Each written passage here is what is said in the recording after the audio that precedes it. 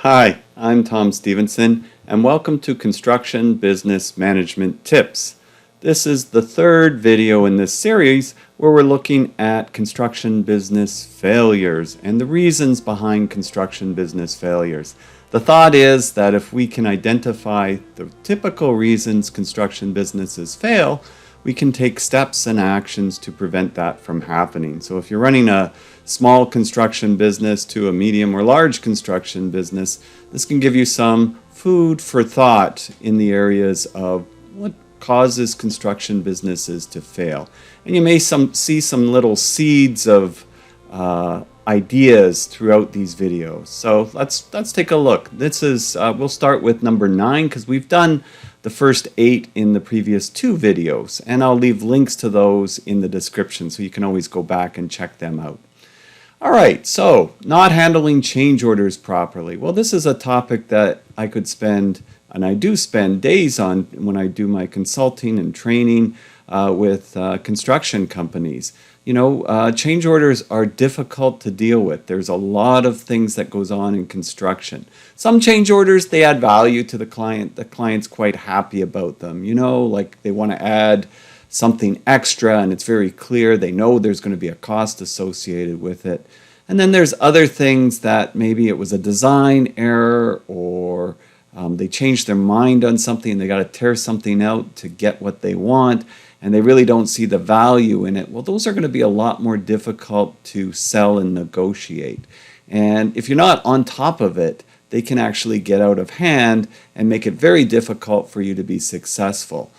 You really have to have processes and systems in place to make sure that you get the changes signed off on as they are occurring. Don't let them pile up and become a point for negotiation at the end of the project. You want to try as much as possible to get those kind of changes settled as you go.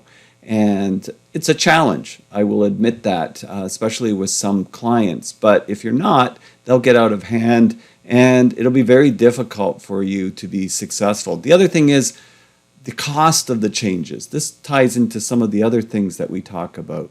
You know, it's interrupting your flow of work. Are you pricing your changes correctly? A lot of times contractor thinks, oh, I'm making a lot of money on this. Well, maybe you're not when you consider all the time that's involved ripping out existing items, the interruption to the flow of work that was going on. You end up having workers waiting for work and work waiting for workers. It causes a lot of disruption. And are you pricing that into your change order? The client may not be happy about that, but it is a cost to you. And it's very important that you can detail it in a way that you can explain it and walk the client through it. And you can display how it's interrupting your project schedule. That's why all of these other things we talk about in this series are so important. And change orders is one that becomes very, very problematic for contractors. The next point is not keeping up with changes in technology.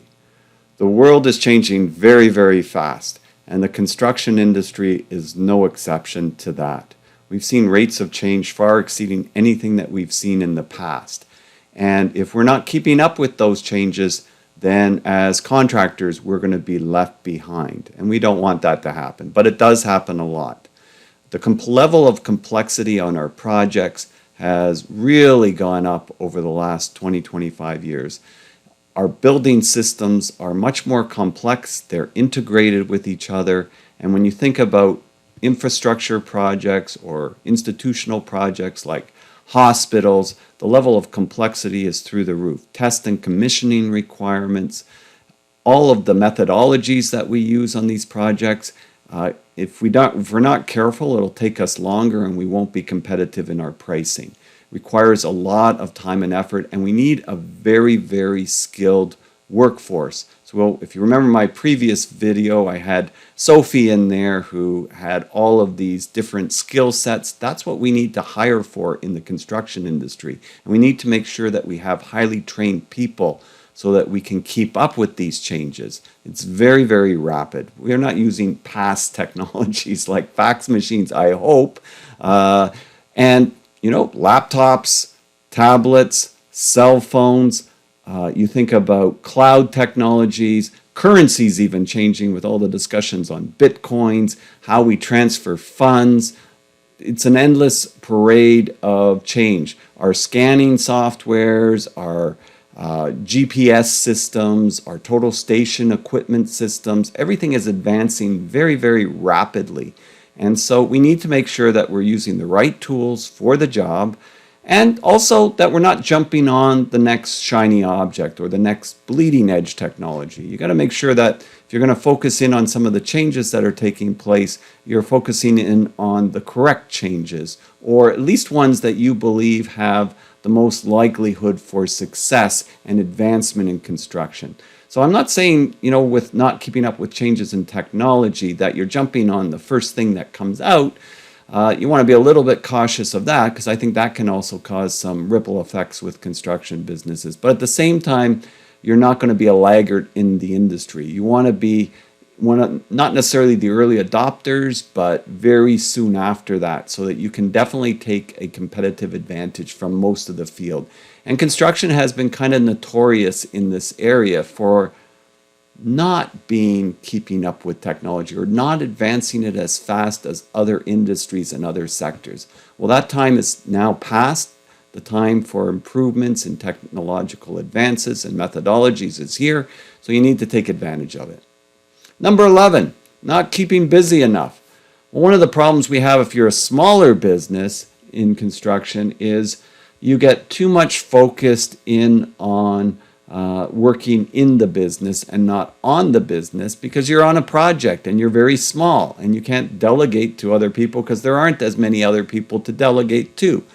And in cases like that, you're really wound up in that project. And then as that project begins to near completion, have you set yourself up for more work? Do you have your crews set up for more work?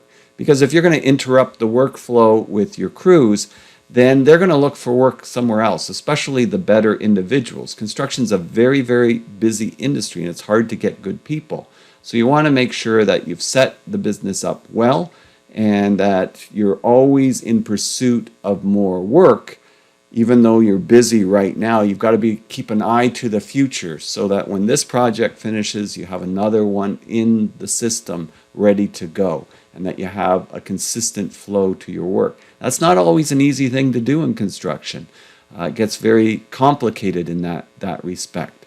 But not keeping busy enough, some contractors run into that problem, and then when you get these little lapses, you lose your best people, and then it becomes even harder to be able to perform the work when you do get the projects. So you want to keep that in mind. Not understanding how overhead and markup works. So in my construction business management course, which I have the videos on YouTube, you can look at the playlist on that. We get into, what is overhead and how does markup work.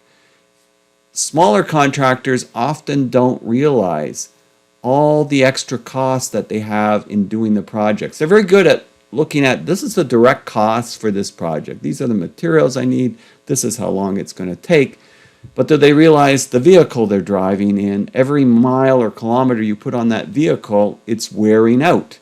And you have to have money to cover your overhead costs. Otherwise, it's going to come out of your pocket later on, and you don't have much in your pocket because you weren't charging enough. So that's a very important fundamental aspect. There's also estimating all the projects that you never get. There's your office. If you have an office, there's going to be your cell phones. There's all these overhead items that add up to a substantial portion of your costs. And of course, you've got to make sure you've got the profit in there, right? So you've got to have all these things allocated in your pricing. And markup is simply, well, if I understand my overhead costs and I understand this is my direct cost for this project, what do I multiply it by so that I can cover my overhead and my profit? And if I make a sales target of $1 million in a year, have I covered my overhead? If my overhead is $175,000 a year, I've got to make sure that I've had the right percentage of markup as a multiplier against my direct costs. So at the end of the year, I paid for my cell phone, I paid for my vehicle costs, I'm getting the profit target that I'm after 4%, 8%, 10%, whatever that may be. And it's a sustainable business that way. So smaller, larger businesses, they get this. Medium businesses get this. But smaller businesses, when you're starting out, they don't get this.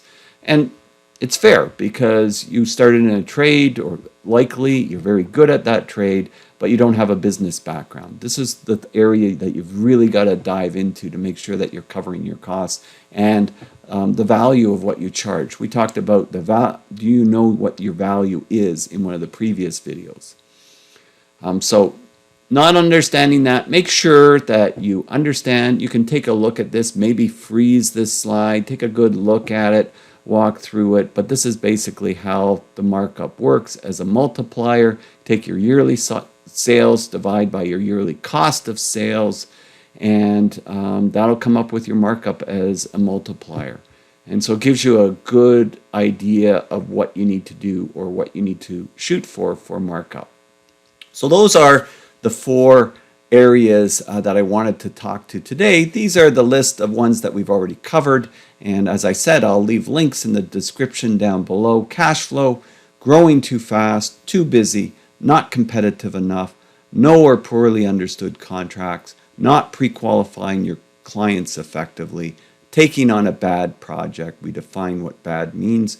Not charging enough for the value you provide, not keeping busy enough, not handling change orders as we've said, not understanding how overhead and markup work, and not keeping up with changes in technology. So I hope this gives you something to percolate for those of you thinking of starting your own business, running your own business. Obviously, not all of these will be applicable to you. Some of them you're probably very good on. But if one of them sort of just tweaks something and helps you out, then that's great. And I'd be very interested in hearing your comments on these examples with construction business failures, and if there's any other ones that you think might be worth me investigating that you've seen. So please put comments in the section below. Click the subscribe and notifications icons, and I'll see you next time as we build this community.